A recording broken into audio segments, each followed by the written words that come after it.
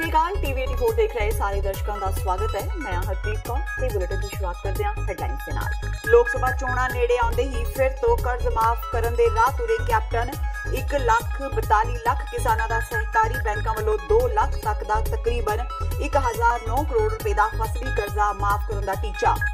आम आदमी पार्टी तो अस्तीफा दे चुके एच.एस. फूलका नूं विधान सभा दे स्पीकर राणा के.पी. सिंह ने 20 फरवरी नूं कीता तलब। 20 फरवरी तो बाद फूलका दा अस्तीफा परवान होण दे आसार। करतारपुर लांघे ते पाकिस्तान वालों रखियां शर्तां ते बोले ज्ञानी हरप्रीत सिंह। श्री करतारपुर साहिब की यात्रा सिर्फ सिखां तक ही सीमित रखण दे मामले नूं ज्ञानी हरप्रीत सिंह ने गंभीरता नाल लिया। कहा पाकिस्तान सरकार दा फैसला गलत। विक्रम सिंह मजीठिया ने फाजिलका जाके सुनील जाखड़ नूं वंगारिया। सुनील जाखड़ ते लगाया निशाना। कहा हल्के तो भगौड़ा होया सुनील जाखड़। ते राजीव गांधी दे बुत ते कालख मल्लण कारण सुर्खियां विच आए अकाली आगू गुरदीप घोषा दी होई अदालत विच पेशी। पुलिस दे लाए कुटमार करन दे दोष। कहा सीसीटीवी फुटेज विच सारी सच्चाई कैद। ते हुण इन्हां खबरां दा विस्तार। किसानी कर्ज माफी दे हंडे वरते चोण वादे दा लोक सभा चोणां विच लाहा लैण लई पंजाब दी कांग्रेस सरकार ने कर्ज माफी स्कीम के तीजे गेड़ की शुरुआत श्री आनंदपुर साहिब तो कर दी है। इस बार 1,42 ਲੱਖ किसानां दा सहकारी बैंकां वालों 2 ਲੱਖ तक दा तकरीबन 1,009 करोड़ रुपए का फसली कर्जा माफ करने का टीचा है। इस मौके कैप्टन ने 2,413 लाभपात्रियों को 17 करोड़ रुपए के कर्जा राहत सर्टिफिकेट वंडे। मुख्यमंत्री कैप्टन अमरिंदर सिंह ने अपने संबोधन दौरान कहा कि किसानों तो बाद खेत मजदूरों के कर्जे माफ करने लई योजना उलीकी जा रही है। उन्होंने कहा कि सहकारी सभावां मगरों किसानों वालों प्राइवेट बैंकों तो लए कर्जे भी माफ किए जाणगे। पहले दौर च असीं ਜਿਹੜੇ 2 ਕਿੱਲੇ ਤਾਈਂ ਜਿਹਨਾਂ ਦੀ ਜ਼ਮੀਨ ਸੀ ਉਹ ਅਸੀਂ ਕੋਆਪਰੇਟਿਵ ਸੁਸਾਇਟੀ ਵਾਲੀ ਨਾਲੇ ਕਮਰਸ਼ੀਅਲ ਬੈਂਕਾਂ ਵਾਲਾ ਪੂਰੀ ਕਰ ਦਿੱਤੀ। ਕੁਝ ਲੋਕ ਰਹਿ ਗਏ ਸੀ ਉਹਨਾਂ ਵਿੱਚੋਂ ਕੋਈ ਕਾਗਜ਼ ਤਿਆਰ ਠੀਕ ਨਹੀਂ ਸੀ ਜਾਂ ਕੁਝ ਕੋਈ ਹੋਰ ਕੋਈ ਗੱਲ ਐਗਰੀ ਬਣੀ ਸੀ ਜਿਹਦੇ ਕਰਕੇ ਉਹਨਾਂ ਨੂੰ ਨਹੀਂ ਮਿਲਿਆ। ਲੇਕਿਨ ਉਹ ਮੈਂ ਡਿਪਟੀ ਕਮਿਸ਼ਨਰ ਸਾਹਿਬਾਨਾਂ ਨੂੰ ਸਾਰਿਆਂ ਨੂੰ ਕਿਹਾ ਕਿ ਜਿਹੜੇ ਰਹਿ ਗਏ ਤੁਸੀਂ ਉਹਨਾਂ ਦੇ ਕਾਗਜ਼ ਨੂੰ ਦੇਖੋ ਔਰ ਆਪਾਂ ਉਹਨਾਂ ਨੂੰ ਵੀ ਇਸ ਦੇ ਨਾਲ ਜਿਹੜਾ ਕਰੀਏ ਇਸ ਦੇ ਨਾਲ ਜੋੜੋ। ਔਰ ਇੱਥੇ ਮੈਨੂੰ ਡੀਸੀ ਸਾਹਿਬ ਨੇ ਦੱਸਿਆ ਕਿ 150 ਬੰਦੇ ਜਿਹੜੇ ਰਹਿ ਗਏ ਸੀ ਉਹ 2 ਕਿੱਲੇ ਤੱਕ ਦੇ ਉਹਨਾਂ ਨੂੰ ਅੱਜ ਜਿਹੜੇ ਇसी ਪ੍ਰੋਗਰਾਮ ਦੇ ਵਿੱਚ ਸ਼ਾਮਲ ਕੀਤਾ ਜਾ ਰਿਹਾ। ਅੱਜ ਅਸੀਂ तीसरे दौर पे पहुंचे। पहले दौर से कोऑपरेटिव सोसाइटियां ने और कमर्शियल बैंक ने 2 किले तक 5 किले तक असं चीज़ लेके जा रहे हैं।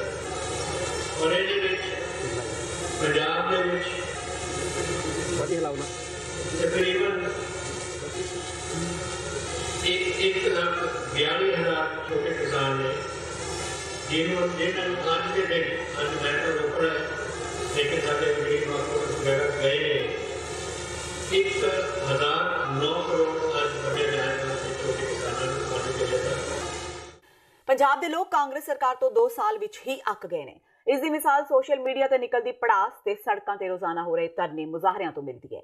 पिछले दिनी कांग्रेसी विधायकों की मुख मंत्री कैप्टन अमरिंदर सिंह ते कांग्रेस प्रधान सुनील जाखड़ नाल होईयां मीटिंगां विच भी यही कुछ देखण नूं मिलिया। इस मगरों मुख्यमंत्री कैप्टन अमरिंदर सिंह सरगर्म हो गए। वो अगले 2 महीनों में हो रही लोक सभा चोणां तो पहला पंजाबियों को शांत करना चाहते हैं। इस संबंधी कैप्टन अमरिंदर सिंह ने जो डिप्टी कमिश्नर की कारगुजारी से निगाह मारी तो सारी तस्वीर सामने आई। उन्होंने डिप्टी कमिश्नर की कारगुजारी से नाखुशी जाहिर करदे उन्होंने लोकां नाल राबता वधाउण लई हुक्म दिते। कैप्टन ने डिप्टी कमिश्नर को अपने दफ्तरां विच निकम्मे मुलाजमां की भी शिनाख्त करने के हुक्म दिंदिआं इन्हां दफ्तरां विच हेठले पद्धर तक भ्रिष्टाचार के खात्मे ते स्टाफ की अनुशासनबद्धता यकीनी बनाउण लई कहा।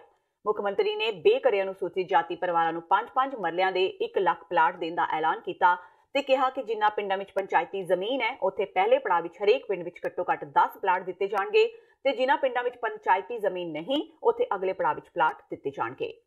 विक्रम सिंह मजीठिया आज सरहदी इलाके के फाजिलका हल्के विच पैंदे पिंड पुराना सिवाना गए। इस मौके उन्होंने सरकारी प्राइमरी स्कूल के बच्चों को ठंड तो बचने लई जिथे वर्दियां वंडियां उत्थे ही BSF के अधिकारियों को गणतंत्र दिवस के मौके मठियाइयां के डब्बे भी भेंट किए। इस पिंड विच आउण तो पहला मजीठिया ने मंडी गोबिंदगढ़ के पिंड अजनाली के सरकारी स्कूल विच भी बच्चों को वर्दियां वंडियां। इस मौके उन्होंने पंजाब कांग्रेस प्रधान सुनील जाखड़ नूं उन्हां दीयां जिम्मेवारियां याद कराउंदिआं कहा कि वो उन्होंने छड्ड के भगौड़े हो गए ने क्योंकि वो उन्होंने चंगा नहीं समझते। उन्होंने हल्के का हाल बहुत ज्यादा बुरा है। पंजाब सरकार बच्चों को वर्दियां वंडण विच नाकाम सिद्ध हुई है। टकसाली आगुआं ते पलटवार करदिआं मजीठिया ने कहा कि यह अपने आप को कांग्रेसी टकसाली कहण। ਜਦੋਂ ਦੇਸ਼ ਦਾ ਕੌਨਸਟੀਟਿਊਸ਼ਨ ਲਾਗੂ ਹੋਇਆ ਉਹਦੇ 'ਚ ਕੁਝ ਵੱਡੇ ਫੰਡਾਮੈਂਟਲ ਰਾਈਟ ਸਾਨੂੰ ਦਿੱਤੇ ਸਨ। ਉਹਨਾਂ 'ਚੋਂ ਇੱਕ ਰਾਈਟ ਸੀ right to education, right to equality. ਤੇ ਜਿਹੜਾ ਰਾਈਟ ਟੂ ਐਜੂਕੇਸ਼ਨ ਸੀ ਉਹ ਇਹ ਸੀ ਕਿ ਪਿੰਡ 'ਚ ਸ਼ਹਿਰ 'ਚ ਕੋਈ ਬੱਚਾ ਹੋਵੇ, ਅਖੀਰਲੇ ਬੱਚੇ ਤੱਕ, ਬਾਰਡਰ ਦੇ ਬੱਚੇ ਤੱਕ ਜਾਂ ਸਲਮ 'ਚ ਰਹਿੰਦੇ ਬੱਚੇ ਨੂੰ, ਹਰੇਕ ਨੂੰ ਐਜੂਕੇਸ਼ਨ ਸਰਕਾਰ ਨੂੰ ਮੁਹੱਈਆ ਕਰਾਉਣ ਦੀ ਜ਼ਿੰਮੇਵਾਰੀ ਸਰਕਾਰ ਦੀ ਹੋਊਗੀ। ਅੱਜ ਹਾਲਾਤ ਇਹ ਬਣੇ ਆ ਮੌਜੂਦਾ ਕਾਂਗਰਸ ਸਰਕਾਰ ਦੇ ਕਿ ਹਾਈ ਕੋਰਟ ਦੇ ਦਖਲ ਤੋਂ ਬਾਅਦ ਵੀ ਨਾ ਤਾਂ ਮਿਡ ਡੇ ਮੀਲ ਆ ਰਹੀ ਹੈ, ਨਾ ਉਹਨਾਂ ਨੂੰ ਵਰਦੀਆਂ ਮਿਲ ਰਹੀ ਆ। ਇੰਨੇ ਠੰਡ ਦੇ ਮੌਸਮ 'ਚ ਜੇ ਬੱਚਿਆਂ ਨੂੰ ਤੁਸੀਂ ਆਪ ਵੇਖਿਆ ਕਿ ਇੱਕ ਸ਼ਰਟ 'ਚ ਨੌਜਵਾਨ ਛੋਟਾ ਜਿਹਾ ਬੱਚਾ ਇੱਕ ਸ਼ਰਟ 'ਚ ਉੱਥੇ ਕਿੰਨੇ ਸੀ ਜਿਨ੍ਹਾਂ ਨੂੰ ਵਰਦੀਆਂ ਨਹੀਂ ਪਹੁੰਚੀ। ਰੋਲ ਇਹ PPCC ਪ੍ਰਧਾਨ ਸੁਨੀਲ ਕੁਮਾਰ ਜਾਖੜ ਦਾ ਇਲਾਕਾ ਹੋਵੇ, ਬੱਚਿਆਂ ਨੂੰ ਵਰਦੀ ਨਾ ਮਿਲਦੀ ਹੋਵੇ, ਤੇ ਇਸ ਤੋਂ ਵੱਡਾ ਮੈਸੇਜ ਕੀ ਜਾ ਸਕਦਾ ਹੈ? ਆਮ ਆਦਮੀ ਪਾਰਟੀ ਵਿੱਚੋਂ ਅਸਤੀਫਾ ਦੇਣ ਵਾਲੇ HS ਫੂਲਕਾ ਨੂੰ ਵਿਧਾਨ ਸਭਾ ਸਪੀਕਰ ਰਾਣਾ KP ਸਿੰਘ ਨੇ ਤਲਬ ਕੀਤਾ ਹੈ। ਰਾਣਾ KP ਸਿੰਘ ਨੇ 20 ਫਰਵਰੀ ਨੂੰ HS ਫੂਲਕਾ ਨੂੰ ਤਲਬ ਹੋਣ ਦੇ ਆਦੇਸ਼ ਦਿੱਤੇ ਨੇ। ਸੂਤਰਾਂ ਮੁਤਾਬਕ ਫੂਲਕਾ ਦੇ ਅਸਤੀਫੇ ਨੂੰ ਲੈ ਕੇ ਕੋਈ ਫੈਸਲਾ ਹੋ ਸਕਦਾ ਹੈ। 20 ਫਰਵਰੀ ਤੋਂ ਬਾਅਦ ਫੂਲਕਾ ਦਾ ਅਸਤੀਫਾ ਮਨਜ਼ੂਰ ਹੋਣ ਦੇ ਆਸਾਰ ਨੇ। ਸ਼੍ਰੀ ਪਟਨਾ ਸਾਹਿਬ ਦੇ ਪ੍ਰਧਾਨ ਅਵਤਾਰ ਸਿੰਘ ਹਿੱਤ ਦਾ ਇੱਕ ਵੱਡਾ ਬਿਆਨ ਸਾਹਮਣੇ ਆਇਆ ਹੈ। ਉਹਨਾਂ ਕਿਹਾ ਕਿ ਨਿਤਿਸ਼ ਕੁਮਾਰ ਨੇ ਸਿੱਖਾਂ ਲਈ ਬਹੁਤ ਕੁਝ ਕੀਤਾ ਹੈ, ਜਿਸ ਕਾਰਨ ਉਹਨਾਂ ਨੇ ਭਾਵੁਕ ਹੋ ਕੇ ਉਹ ਸ਼ਬਦ ਬੋਲ ਦਿੱਤੇ ਸਨ। ਉਹ 28 ਤਰੀਕ ਨੂੰ ਸ਼੍ਰੀ ਅਕਾਲ ਤਖਤ ਸਾਹਿਬ ਜਾ ਕੇ ਹੱਥ ਜੋੜ ਕੇ ਮਾਫੀ ਮੰਗਣਗੇ। ਉਹ ਜਿਹੜੀ ਸਜ਼ਾ ਦੇਣਗੇ ਉਹਨਾਂ ਨੂੰ ਮਨਜ਼ੂਰ ਹੋਵੇਗੀ। ਜ਼ਿਕਰਯੋਗ ਹੈ ਕਿ ਸ਼੍ਰੀ ਅਕਾਲ ਤਖਤ ਸਾਹਿਬ ਨੇ ਮੰਗਲਵਾਰ ਨੂੰ ਗੁਰਦੁਆਰਾ ਪਟਨਾ ਸਾਹਿਬ ਪ੍ਰਬੰਧਕ ਕਮੇਟੀ ਦੇ ਪ੍ਰਧਾਨ ਅਵਤਾਰ ਸਿੰਘ ਹਿੱਤ ਨੂੰ ਸਿੱਖ ਧਰਮ ਦੀ ਅਰਦਾਸ ਦੇ ਵਾਕ ਬਿਹਾਰ ਦੇ ਮੁੱਖ ਮੰਤਰੀ ਨਿਤਿਸ਼ ਕੁਮਾਰ ਦੀ ਸ਼ਲਾਘਾ ਲਈ ਵਰਤੇ ਜਾਣ ਦੇ ਮਾਮਲੇ ਵਿੱਚ ਸਪਸ਼ਟੀਕਰਨ ਦੇਣ ਲਈ 28 ਜਨਵਰੀ ਨੂੰ ਬੁਲਾਇਆ ਹੈ। ਪਰ ਉਹਦੇ ਲਫ਼ਜ਼ ਅਰਦਾਸ ਵਾਲੇ ਵਿੱਚ ਆ ਗਿਆ ਵੀ ਮੈਂ ਦਮਾਣੇ ਦਾ ਮਾਣ ਨਤਾਣਾ ਨਤਾਣਾ। ਉਹ ਗੱਲ ਮੈਂ ਕਹੀ ਆ ਕਿ ਬਿਹਾਰੀਆਂ ਦਾ ਇਹ ਮਸੀਹਾ ਹੈ, ਇਹ ਰਾਜਾ ਹੈ, ਇਹ ਮਹਾਰਾਜਾ ਹੈ, ਕਿਉਂਕਿ ਇਹਨੇ ਬਹੁਤ ਸੇਵਾ ਕੀਤੀ ਆ ਇੱਥੋਂ ਦੇ ਗਰੀਬਾਂ ਦੀ। ਤੈਨੂੰ ਗਰੀਬ ਨਵਾਜ ਕਿਹਾ ਜਾ ਸਕਦਾ, ਨਿਮਾਣੇ ਦਾ ਮਾਣ ਕਿਹਾ ਜਾ ਸਕਦਾ। ਇਹ ਮੈਂ ਕਹੀਆਂ ਗੱਲਾਂ, ਇਹ 'ਚ ਕੋਈ ਦੋ ਰਾਏ ਨਾ ਸ਼ੱਕ ਹੈ ਕੋਈ। ਔਰ ਜਿਸ ਸਿੰਘ ਸਾਹਿਬ ਕਹਿੰਦੇ ਵੀ ਕਹੀ, ਮੈਂ ਕਹੀ ਆ ਬਿਲਕੁਲ। ਮੈਂ ਸਮਝਦਾ ਮੈਂ ਨਾ ਭਾਵੁਕ ਹੋ ਕੇ ਤੇ ਉਹਨੂੰ ਸਤਿਕਾਰ ਵਿੱਚ ਇਹ ਗੱਲਾਂ ਕਹਿ ਗਏ, ਕਿਉਂਕਿ ਉਹਨੇ ਕੰਮ ਬੜੇ ਕੀਤੇ ਆ। ਜਿਹੜੇ ਮੈਂ ਲਫ਼ਜ਼ ਉਹਦੇ ਕੰਮ ਕਰਕੇ, ਉਹਦੀ ਸ਼ਰਧਾ ਕਰਕੇ ਮੈਂ ਉਹਦੇ ਸਤਿਕਾਰ 'ਚ ਬੋਲ ਗਿਆ। ਉਹ ਕਹਿੰਦੇ ਵੀ ਠੀਕ ਨੇ, ਤੇ ਮੈਂ ਉਹਨਾਂ ਮੈਨੂੰ ਬੁਲਾਇਆ 28 ਤਰੀਕ ਨੂੰ। ਮੈਂ ਤੇ ਹੱਥ ਜੋੜ ਕੇ ਸਿਰ ਨੀਵਾ ਕਰਕੇ ਜੋ ਹੁਕਮ ਹੋਏਗਾ ਸਿਰ ਮੱਥੇ ਮੰਨਾਂਗਾ, ਜੋ ਕਹਿਣਗੇ ਉਹ ਕਰਾਂਗਾ। ਗੁਰਦੁਆਰਾ ਕਰਤਾਰਪੁਰ ਸਾਹਿਬ ਦੇ ਦਰਸ਼ਨਾਂ ਲਈ ਸਿਰਫ ਸਿੱਖ ਸੰਗਤਾਂ ਨੂੰ ਇਜਾਜ਼ਤ ਦੇਣ ਸੰਬੰਧੀ ਪਾਕਿਸਤਾਨ ਦੇ ਪ੍ਰਸਤਾਵ ਨੂੰ ਸ਼੍ਰੀ ਅਕਾਲ ਤਖਤ ਸਾਹਿਬ ਦੇ ਕਾਰਜਕਾਰੀ ਜਥੇਦਾਰ ਗਿਆਨੀ ਹਰਪ੍ਰੀਤ ਸਿੰਘ ਨੇ ਗੰਭੀਰਤਾ ਨਾਲ ਲਿਆ ਹੈ।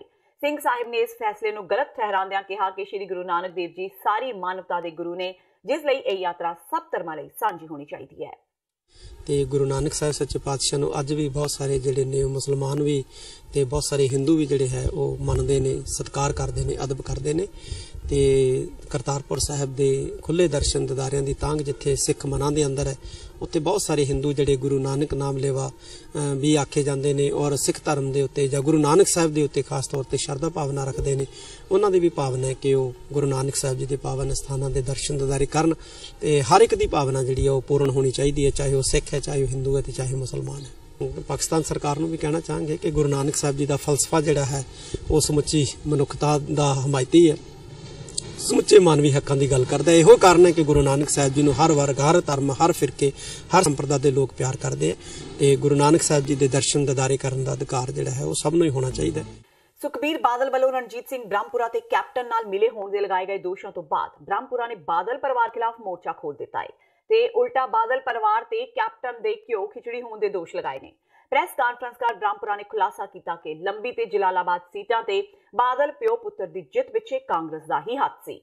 ਕਿ ਸ਼੍ਰੋਮਣੀ ਅਕਾਲੀ ਦਲ ਟਕਸਾਲੀ ਦੇ ਪ੍ਰਧਾਨ ਜਥੇਦਾਰ ਰਣਜੀਤ ਸਿੰਘ ਬ੍ਰਹਮਪੁਰਾ ਨੇ ਸ਼੍ਰੋਮਣੀ ਅਕਾਲੀ ਦਲ ਬਾਦਲ ਦੇ ਪ੍ਰਧਾਨ ਸੁਖਬੀਰ ਸਿੰਘ ਬਾਦਲ ਵੱਲੋਂ ਟਕਸਾਲੀ ਅਕਾਲੀ ਦਲ ਨੂੰ ਕਾਂਗਰਸ ਦੀ B ਟੀਮ ਆਖਣ ਅਤੇ ਮੁੱਖ ਮੰਤਰੀ ਕੈਪਟਨ ਅਮਰਿੰਦਰ ਸਿੰਘ ਨਾਲ ਉਹਨਾਂ ਦੇ ਮੀਟਿੰਗ ਕਰਨ ਦਾ ਦੋਸ਼ ਲਾਏ ਜਾਣ ਤੇ ਤਿੱਖਾ ਪਿੱਟਣ ਕਰਦਿਆਂ ਕਿਹਾ ਕਿ ਮੈਂ ਆਪਣੇ ਪੂਰੇ ਪਰਿਵਾਰ ਸਮੇਤ ਸ੍ਰੀ ਹਰਿਮੰਦਰ ਸਾਹਿਬ ਵਿਖੇ ਜਾ ਕੇ ਗੁਰੂ ਗ੍ਰੰਥ ਸਾਹਿਬ ਜੀ ਮਹਾਰਾਜ ਦੇ ਸਨਮੁਖ ਹੋ ਕੇ ਇਹ ਕਹਿਣ ਨੂੰ ਤਿਆਰ ਹਾਂ ਕਿ ਮੇਰੀ ਜਾਂ ਮੇਰੇ ਪਰਿਵਾਰ ਦੇ ਕਾਂਗਰਸ ਜਾਂ ਕੈਪਟਨ ਅਮਰਿੰਦਰ ਸਿੰਘ ਨਾਲ ਕੋਈ ਸਾਂਝ ਨਹੀਂ ਅਤੇ ਨਾ ਹੀ ਕਦੀ ਕੋਈ ਮੀਟਿੰਗ ਕੀਤੀ ਹੈ।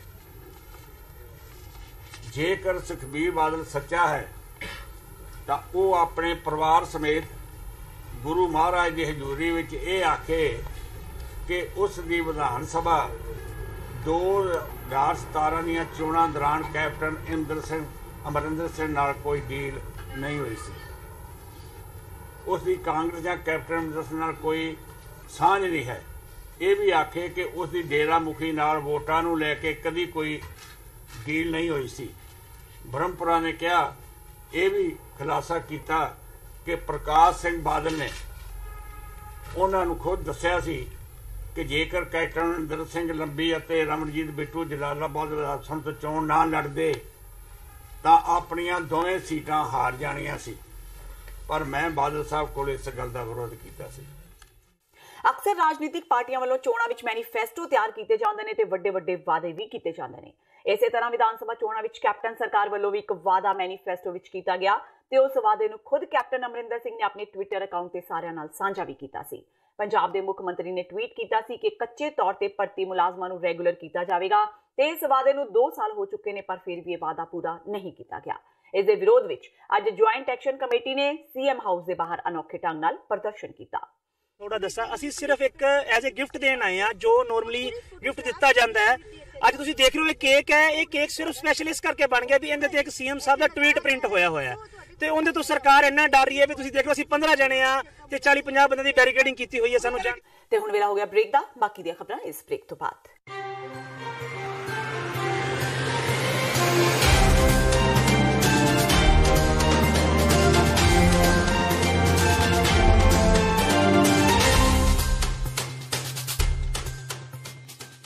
फरवरी 1986 ਨੂੰ ਵਾਪਰੇ ਸਾਕਾ ਨਕੋਦਰ ਦੇ ਨੌਜਵਾਨ ਸ਼ਹੀਦਾਂ ਦੀ 33ਵੀਂ ਵਰ੍ਹੇਗੰਢ ਮੌਕੇ 3 ਫਰਵਰੀ 2019 ਦਿਨ ਐਤਵਾਰ ਨੂੰ ਗੁਰਦੁਆਰਾ ਸਿੱਖ ਕਲਚਰਲ ਸੁਸਾਇਟੀ ਨਿਊਯਾਰਕ ਵਿਖੇ ਮਹਾਨ ਸ਼ਹੀਦੀ ਸਮਾਗਮ ਹੋਣ ਜਾ ਰਿਹਾ ਹੈ।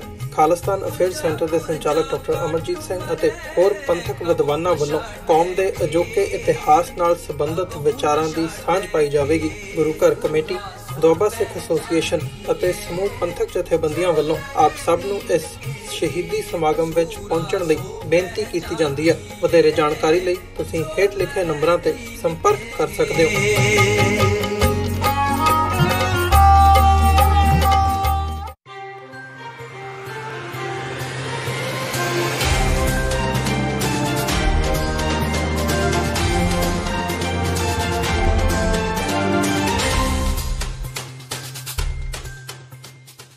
ਬ੍ਰੇਕ ਤੋਂ ਬਾਅਦ ਟੀਵੀ 84 ਦੇ ਖਬਰਾਂ ਦੇ ਬੁਲੇਟਿਨ ਵਿੱਚ ਸਵਾਗਤ ਹੈ। ਵਧਦੇ ਹਾਂ ਅਗਲੀ ਖਬਰ ਵੱਲ। ਅੱਜ ਜ਼ਿਲ੍ਹਾ ਲੁਧਿਆਣਾ ਦੀ ਅਦਾਲਤ ਵਿੱਚ 25 ਦਸੰਬਰ ਨੂੰ ਰਾਜੀਵ ਗਾਂਧੀ ਦੇ ਬੁੱਤ ਉੱਤੇ ਕਾਲਖ ਮੱਲਣ ਦੇ ਮਾਮਲੇ ਵਿੱਚ ਸੁਣਵਾਈ ਹੋਈ। ਇਸ ਦੌਰਾਨ ਗੁਰਦੀਪ ਸਿੰਘ ਗੋਸ਼ਾ ਤੇ ਮੀਤਪਾਲ ਸਿੰਘ ਦੁਗਰੀ ਅਕਾਲੀ ਆਗੂਆਂ ਨੇ ਪੁਲਿਸ ਥਾਣੇ ਵਿੱਚ ਉਹਨਾਂ ਤੇ ਹੋਏ ਤਸ਼ੱਦਦ ਦਾ ਜ਼ਿਕਰ ਕੀਤਾ। ਉਹਨਾਂ ਮੰਗ ਕੀਤੀ ਕਿ ਪੁਲਿਸ ਸਟੇਸ਼ਨ ਵਿੱਚ ਲੱਗੇ ਸੀਸੀਟੀਵੀ ਕੈਮਰਿਆਂ ਦੀ ਜਾਂਚ ਕਰਵਾਈ ਜਾਵੇ। ਯੂਥ ਅਕਾਲੀ ਦਲ ਦੇ ਬੁਲਾਰੇ ਗੁਰਦੀਪ ਸਿੰਘ ਗੋਸ਼ਾ ਨੇ ਇਸ ਮੌਕੇ ਜੰਮ ਕੇ ਕਾਂਗਰਸ ਸਰਕਾਰ ਤੇ ਨਿਸ਼ਾਨੇ ਸਾਧਦੇ ਹੋਏ ਕਿਹਾ ਕਿ ਉਹ ਇੱਟ ਦਾ ਜਵਾਬ ਪੱਥਰ ਨਾਲ ਦੇਣਗੇ। ਤੁਹਾਨੂੰ ਦੱਸ ਦਈਏ ਕਿ ਇਸ ਮਾਮਲੇ ਦੀ ਅਗਲੀ ਸੁਣਵਾਈ 26 ਫਰਵਰੀ ਨੂੰ ਹੋਵੇਗੀ। ਦੇਖੋ, ਅਸੀਂ ਕਾਨੂੰਨ ਪਸੰਦ ਸ਼ਹਿਰੀ ਹੈ। ਜਿਹੜਾ ਕੰਮ ਕਾਂਗਰਸ ਦੀ ਸ਼ਹਿ ਦੇ ਉੱਤੇ ਪੁਲਿਸ ਵਾਲਿਆਂ ਨੇ ਕੀਤਾ ਜਾਂ ਕੁਝ ਅਧਿਕਾਰੀ ਦੇ ਵਿੱਚ ਸ਼ਾਮਿਲ ਹੈ, ਬਿਲਕੁਲ ਅਸੀਂ ਕਾਨੂੰਨੀ ਤਰੀਕੇ ਦੇ ਨਾਲ ਜਿਹੜੀ ਪ੍ਰਕਿਰਿਆ ਚਲਾ ਰਹੇ ਹਾਂ। ਬਖਸ਼ੇ ਕੋਈ ਨਹੀਂ ਜਾਣਗੇ, ਕਿਉਂਕਿ ਪ੍ਰਮਾਤਮਾ ਦੀ ਕਹਿੰਦੇ ਪ੍ਰਮਾਤਮਾ ਦੀ ਲਾਠੀ 'ਚ ਆਵਾਜ਼ ਨਹੀਂ ਹੁੰਦੀ ਹੈ ਤੇ ਕਾਨੂੰਨ 'ਚ ਵੀ ਅਸੀਂ ਵਿਸ਼ਵਾਸ ਕਰਦੇ। ਦੋਨੋਂ ਤਰੀਕਿਆਂ ਦੇ ਨਾਲ ਇਹਨਾਂ ਨੂੰ ਮਾਰ ਪੈ ਰਹੀ ਹੈ। ਅੱਜ ਅਪਰੋਚਾਂ ਕਰ ਰਹੇ ਵੀ ਕਿਸੇ ਤਰੀਕੇ ਸਾਡੇ ਸਮਝੌਤੇ ਹੋ ਜਾਣ, ਪਰ ਜੋ ਕੀਤਾ ਅਸੀਂ ਉਹਦਾ ਇੱਟ ਦਾ ਜਵਾਬ ਪੱਥਰ ਨਾਲ ਦਿਆਂਗੇ। ਬਿਲਕੁਲ ਤੱਥ ਜੋ ਕੁੱਟਮਾਰ ਹੋਈ ਸਾਰੀਆਂ ਚੀਜ਼ਾਂ ਅਸੀਂ ਦੱਸੀਆਂ। ਬਾਕੀ ਜੋ ਕੋਰਟ ਵੱਲੋਂ ਫੈਸਲਾ ਹੋਊਗਾ ਅਸੀਂ ਮਨਜ਼ੂਰ ਕਰਾਂਗੇ, ਕਿਉਂਕਿ ਅਸੀਂ ਕਾਨੂੰਨ 'ਚ ਵਿਸ਼ਵਾਸ ਰੱਖਦੇ ਹਾਂ। ਸੀਸੀਟੀਵੀ ਦੀ ਗੱਲ ਆ ਰਹੀ ਸੀ, ਉਹ ਵੀ ਬਿਲਕੁਲ ਉੱਥੇ ਜਿਹੜੇ ਥਾਣਿਆਂ ਦੇ ਵਿੱਚ ਸੀਸੀਟੀਵੀ ਕੈਮਰੇ ਮੌਜੂਦ ਆ, ਕਿਉਂਕਿ ਜੋ ਤੱਥ ਹੈ ਸੀਸੀਟੀਵੀ ਪਤਾ ਲੱਗਦਾ ਵੀ ਇਹ, ਕਿਉਂਕਿ ਹਵਾਲਾਤ ਤੋਂ ਬਾਹਰ ਕੱਢ ਨਹੀਂ ਸਕਦੇ। ਹਵਾਲਾਤ ਤੋਂ ਕਿੱਥੇ ਲੈ ਕੇ ਉਹ ਸੀਸੀਟੀਵੀ 'ਚ ਪਤਾ ਲੱਗ ਜਾਏਗਾ, ਕਿਉਂਕਿ ਉਹਦਾ ਹੁਣ ਅਦਾਲਤ ਦਾ ਕੰਮ ਹੈ। ਅਦਾਲਤ ਜੋ ਕਰੇਗੀ ਸਾਨੂੰ ਮਨਜ਼ੂਰ ਹੈ। ਕਬੱਡੀ ਦੀ ਸ਼ਾਨ ਮਹਾਨ ਖਿਡਾਰੀ ਗਗਨ ਜਲਾਲ ਦੀ ਕੈਨੇਡਾ ਦੇ ਸਰੀ ਵਿਖੇ ਦਿਲ ਦਾ ਦੌਰਾ ਪੈਣ ਨਾਲ ਮੌਤ ਹੋ ਗਈ। ਇਸ ਖਬਰ ਨਾਲ ਕਬੱਡੀ ਜਗਤ ਵਿੱਚ ਸੋਗ ਦੀ ਲਹਿਰ ਫੈਲ ਗਈ ਹੈ। ਬਠਿੰਡਾ ਦੇ ਜਲਾਲ ਪਿੰਡ ਦੇ ਰਹਿਣ ਵਾਲੇ ਜਲਾਲ ਦਾ ਨਾਮ ਪੰਜਾਬ ਤੋਂ ਕੈਨੇਡਾ ਤੱਕ ਗੂੰਜਦਾ ਸੀ। ਗੱਲ ਅਮਰੀਕਾ ਦੇ ਫਿਲਾਡੇਲਫੀਆ ਕੱਪ ਦੀ ਹੋਵੇ ਜਾਂ ਫਿਰ ਕੈਨੇਡਾ ਦੇ ਐਡਮਿੰਟਨ ਤੇ ਵੈਨਕੂਵਰ ਕਬੱਡੀ ਕੱਪ ਦੀ, ਚੀਤੇ ਵਾਂਗ ਤੇਜ਼ ਤਰਾਰ ਗਗਨ ਕਿਸੇ ਵੀ ਜਾਫੀ ਨੂੰ ਚਕਮਾ ਦੇ ਮਿੰਟਾਂ ਵਿੱਚ ਫੁਰ ਹੋ ਜਾਂਦਾ ਸੀ ਤੇ ਕਬੱਡੀ ਕੱਪ ਉਸਦੇ ਹੱਥਾਂ ਵਿੱਚ ਹੁੰਦਾ ਸੀ। ਅੱਜ ਇਹ ਮਹਾਨ ਕਬੱਡੀ ਖਿਡਾਰੀ ਭਰੀ ਜਵਾਨੀ ਵਿੱਚ ਦੁਨੀਆ ਨੂੰ ਚਕਮਾ ਦੇ ਗਿਆ ਤੇ ਸਮੁੱਚਾ ਕਬੱਡੀ ਜਗਤ ਇਸ ਚੜ੍ਹਦੇ ਸਿਤਾਰੇ ਦੇ ਟੁੱਟਣ ਦਾ ਸੋਗ ਮਨਾ ਰਿਹਾ ਹੈ। ਦੱਸ ਦਈਏ ਕਿ ਬੀਤੇ ਕੁਝ ਸਮੇਂ ਵਿੱਚ ਜਿਸ ਤਰ੍ਹਾਂ ਕਬੱਡੀ ਖਿਡਾਰੀ ਦਿਲ ਦੇ ਦੌਰੇ ਦੇ ਸ਼ਿਕਾਰ ਹੋ ਰਹੇ ਨੇ, ਉਹ ਵੀ ਇੱਕ ਚਿੰਤਾ ਦਾ ਵਿਸ਼ਾ ਹੈ। ਭਾਵੇਂ ਕਿ ਪੰਜਾਬ ਵਿੱਚ ਚਾਈਨਾ ਡੋਰ ਤੇ ਪਾਬੰਦੀ ਲਗਾ ਦਿੱਤੀ ਗਈ ਹੈ, ਪਰ ਫਿਰ ਵੀ ਕਿਤੇ ਨਾ ਕਿਤੇ ਸਾਨੂੰ ਇਸ ਨਾਲ ਜ਼ਖਮੀ ਹੋਏ ਵਿਅਕਤੀਆਂ ਦੀਆਂ ਖਬਰਾਂ ਸੁਣਨ ਨੂੰ ਮਿਲਦੀਆਂ ਹੀ ਰਹਿੰਦੀਆਂ ਨੇ। ਇੱਕ ਅਜਿਹਾ ਹੀ ਮਾਮਲਾ ਸਾਹਮਣੇ ਆਇਆ ਹੈ ਫਤਿਹਗੜ੍ਹ ਸਾਹਿਬ ਤੋਂ, ਜਿੱਥੇ 55 ਸਾਲਾ ਬਜ਼ੁਰਗ ਅਜੈਬ ਸਿੰਘ ਆਪਣੇ ਮੋਟਰਸਾਈਕਲ ਤੇ ਸਵਾਰ ਸੀ ਤੇ ਅਚਾਨਕ ਚਾਈਨਾ ਡੋਰ ਨਾਲ ਬੁਰੀ ਤਰ੍ਹਾਂ ਜ਼ਖਮੀ ਹੋ ਗਿਆ। ਜ਼ਖਮੀ ਹੋਣ ਕਾਰਨ ਉਸ ਨੂੰ ਨੇੜਲੇ ਹਸਪਤਾਲ ਦਾਖਲ ਕਰਵਾਇਆ ਗਿਆ।